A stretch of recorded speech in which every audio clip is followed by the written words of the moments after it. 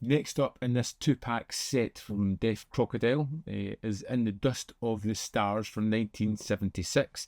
And this is almost the polar opposite of Signals, A Space Adventure in a good way.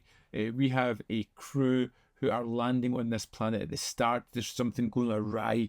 They almost don't make it, but they manage to land safely. And when they get there, they discover a race of people where something is not quite right. There is something weird and unusual going on here, and the crew of our heroic spaceship realise that there is something that they need to investigate here. Die technischen Vorbereitungen des Abflugs werden sich so lange verzögern, bis wir wissen, was hier wirklich gespielt wird. And the idea of this world and land that they've landed on is terrific. It is very much 70s, although it even feels like 60s as well, with the whole decor and the design of it, and the clothing that they're wearing is all so garish and in your face and bright and colourful. It is fun. It is ludicrous but incredibly fun. They go to these swinging parties at certain points where our bad guy is monitoring through cameras and almost brainwashing them.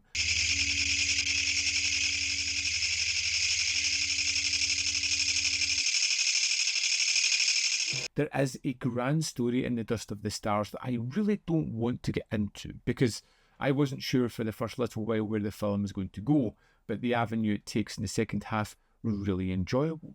There is a kind of espionage subterfuge element to this as well, where you understand this is a world where space travel is prevalent, and this is a planet where there was a help signal sent out from, but as they have arrived there, everything seems to be just fine.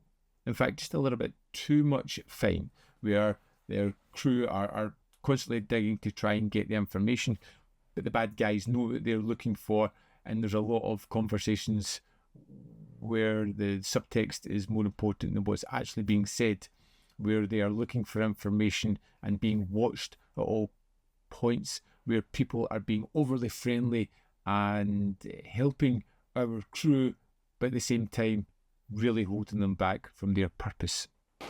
Diese kleinen Halunken sind vorsichtig. Sie haben Wind bekommen. Dann holt den Kosmonauten mal hierher. Vielleicht werden die Tori dann munter.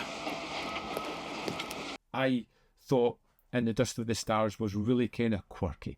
It feels like a mid-70s movie. It's one of those space films where everything feels produced. You know, it doesn't feel like anything's practical or realistic. It just feels that it's there to tell a story and to look cool and vibrant and over the time. And there is something really engaging and fun about that. I loved whenever they were going to some new place and they have these clothing choices that are just wild and out there, but always fascinating, as there is this strange, almost cult-like nature around about snakes. They're everywhere in the film. They seem to be as pets in this one. And haben Sie keine Angst. Sie ist sehr giftig, aber sie gehorcht aufs Wort. Unnatural element to that, as they are having a party and snakes are just wriggling around the food and through the tables and nobody's batting an eyelid, and it just seems fine. And you've got the constant hissing along over the electro soundtrack, and it's just unnerving, which this film has several moments of. Characters were fun, the colours and the situations, the storyline was really kind of good once you got into it and you understood exactly what was happening. The mystery at the heart of this one really kind of drives it forward. So although it's a science fiction movie, it does have that really twisting, turning story narrative that drives it forward as well. Great characters, wonderful production design. I was really loving In the Dust of the Stars. It was a terrific film. One that I would happily go back to again to check out this retro 70s version of the future. Yeah, let's dive into the extras and see what there are on this disc. Here we are in the disc for In the Dust of the Stars, let's go to the extras. You'll see there's a commentary track by Stephen Bissett. Strangely, Other Worlds and Strange Dreams is the same extra that is on the Signals disc, which I maybe lead to the fact that they're going to be releasing these separately at some point, and the original 1976 theatrical trailer.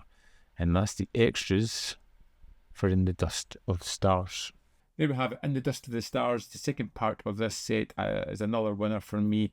I had a great deal of fun with this one. Like I said, is it the most serious or engaging of science fiction films? No, but it's fun and it kills a quick 98 minutes, and I had a great time watching it. So much so, I will happily go back and watch this one again many times.